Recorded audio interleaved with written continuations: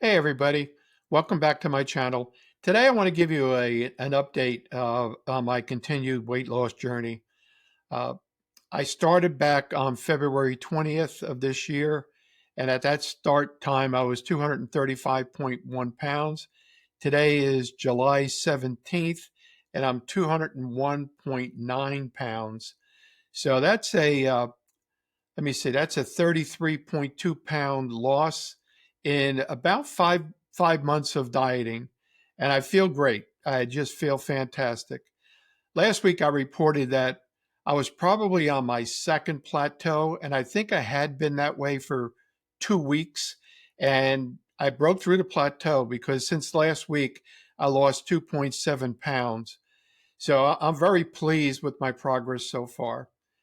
All right, now I'm not going to dwell on that too much. Last week I told you I started using a biometric scale that I had bought on Amazon a couple of months ago. It's called the Vesync scale, and I paid $80 for it plus tax, and I got free shipping because I'm an Amazon Prime member. During the Amazon Prime days from the 8th until the 11th, the scale was actually $12 off. So if anybody bought it last week and took my advice, it's a great scale to have. Now, I started using it a little bit more, uh, but I'm still using my old scale because that's what I started with. And those numbers I'm going to be consistent with. What's important is the biometric readings that I'm getting from it. In addition to the weight, you're going to get your BMI, your body fat, your muscle mass, subcutaneous fat, heart rate, BMR, protein, bone mass, body water, metabolic age, skeletal muscle, fat free body weight, and your visceral fat. Now, I skipped over those pretty much. I gave a little bit of insight into some of them, but I left out subcutaneous fat, heart rate, protein, metabolic age, skeletal muscle, and fat free body weight. Uh, I skipped over it primarily because I was running out of time and I didn't want to make the video too long. But what I decided to do is take two of these biometrics and explain them a little bit more in detail in every one of my weekly presentations that I'm doing. So without further ado, let me get to it. And I'm going to read this. I mean, there's no way in hell I'm going to remember this word for word. So if you catch me glancing down on it, that's fine. I just don't want to lose any of the important information. What I want to talk about first is visceral fat. What is visceral fat and how does it affect me? Your body has two kinds of fat: subcutaneous fat, which is under the skin, and visceral fat surrounding or around your organs. Visceral fat wraps around your abdominal organs deep inside your body.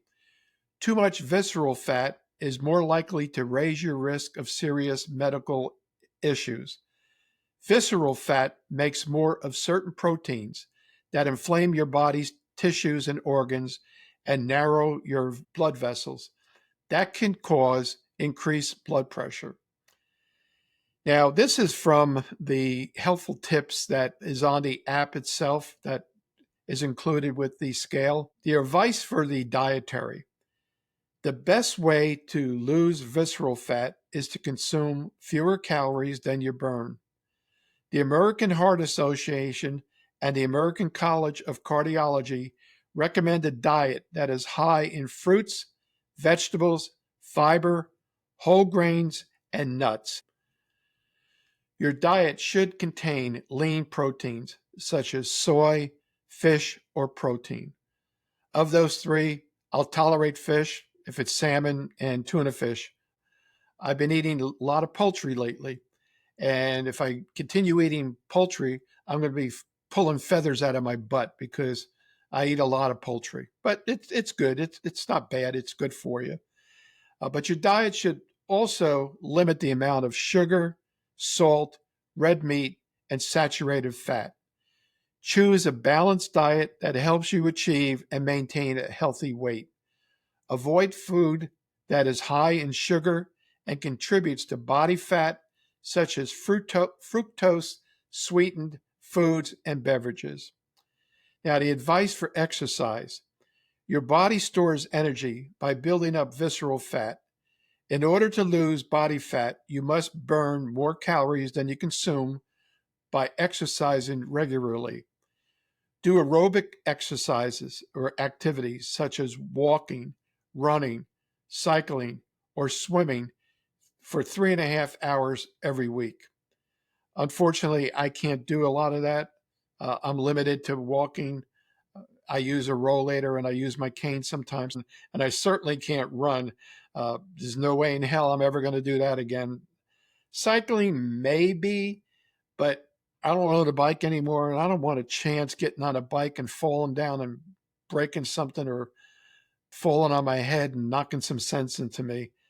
Swimming, yeah, that's a possibility. I like to swim. Uh, and if it's in a pool, I'll get into a pool, but I haven't done that lately.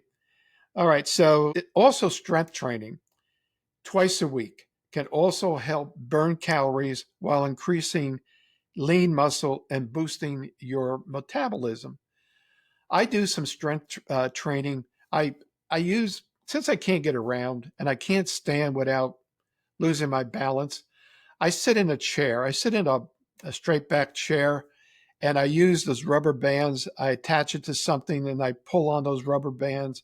And I have one of those step cyclers that go under your desk. Well, it really doesn't go under the desk. It has to be outside in the open, because if I go under my desk, my thighs will keep hitting the bottom of the desk. So I'm using it, uh, you know, over and above underneath my desk. It's off to the side by my chair. And that's what I use. And I like it. It's helped a lot. Next thing I want to talk about is subcutaneous fat. This is different than the visceral fat. And again, I'm going to repeat it. Your body has two primary kinds of fat: subcutaneous fat, which is under the skin, and visceral fat around the organs. If the fat is visible or can be pinched, it is subcutaneous fat. The amount of subcutaneous fat you developed depends on genetics, as well as lifestyle factors such as physical activities and diet. Yeah, I'm going to blame all my subcutaneous fat on my genetics, on my ancestors. I guess they were fat people, but yeah, some of the pictures that I saw, yeah, they were a little bit plump. There was a couple of lean ones in there, but being from an Italian Irish heritage, yeah, there's a lot of potatoes and a lot of meats, sauces, and pasta involved in that. But hey, that's the way I was raised, and I'm sticking to it. And I'm trying to get away from it a little bit. I still eat that kind of stuff once in a while, but again, in moderations and with limitations. The top layer of your skin is epidermis. The middle layer is the dermis. Subcutaneous fat is the deepest layer. Subcutaneous fat has five main functions. It stores your body's energy. It functions as a padding to protect your muscles and bones from impacts. It serves as a passageway for nerves and blood vessels between your skin and muscles. It insulates your body, helping it to regulate temperature. And it attaches the dermis to the muscles and bones with special connective tissue. I don't know if the subcutaneous fat is really helping padding me, because I'm at the age where if I knock up against something, I bruise instantaneously. And that's what happens when you age. Your skin gets very thin and it tears easily. All right, a lot of this information is pretty much the same information for the visceral fat.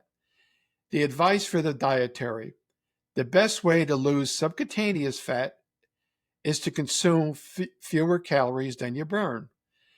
The American Heart Association and the American College of Cardiology recommend a diet that's high in fruit, vegetables, fiber, whole grains, and nuts.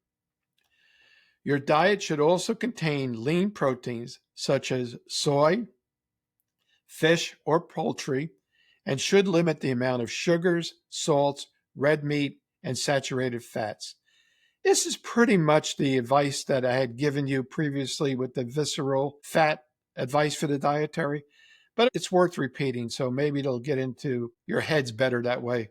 Maybe it'll get into my thick skull a little bit more. All right, advice for exercise. Pretty much is the same thing.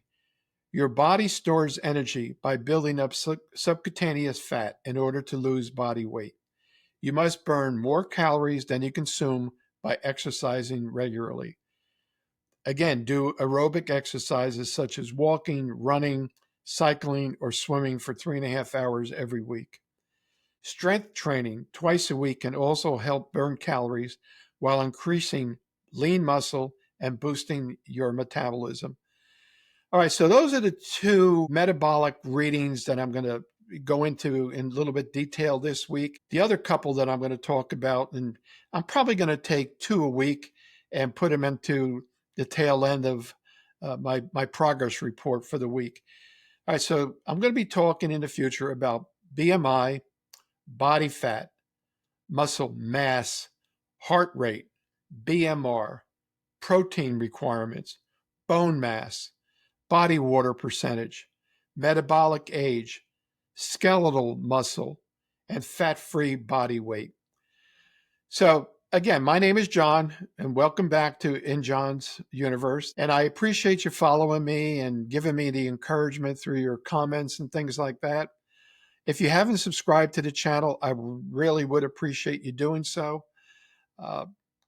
If you have subscribed, again, thank you for subscribing. Thank you for following me and listen to me ramble on weekly. Right now, my goal last week was to 500 subscribers. I put a couple of viral videos up. I don't know how the hell that happened, but it happened. And I've gotten tons of new subscribers, and my view count has gone up considerably. Right now, I'm about 1,100 subscribers, and it's still climbing. I got to get my view hours up there a little bit. Again, when I get it to 4,000 view hours, that'll help me get monetized, and that's what I'm hoping to get. So if you like this video, just hit the thumbs up. I know it's not this side, it's this side, I guess. I don't know. It's one of these two sides. You'll see a little bell. So if you hit that little bell, that'll indicate that you want to get or messages when I put up a new video. So I would appreciate you doing so. Also, put in some comments, whether it's about this video. If you get into my other videos, put in comments, good, bad, or indifferent. I can't believe how many comments that I've gotten lately over the last couple of days. I've probably responded to at least 40 to 50 of them. And I take the time to go over each particular comment and at least acknowledge that person that, hey, you're taking the time to give me a comment, and I appreciate you doing so. And a lot of it can be shared with other people if they read the comments. And there's some good information in there. So please take the time to leave comments. And if you like this video, hit the thumbs up, as I mentioned before, because that helps with our YouTube algorithm. So to leave it for today, thanks again. I appreciate your support, and I'll see you in the next video. You have a good day, and I'll talk to you soon. Bye.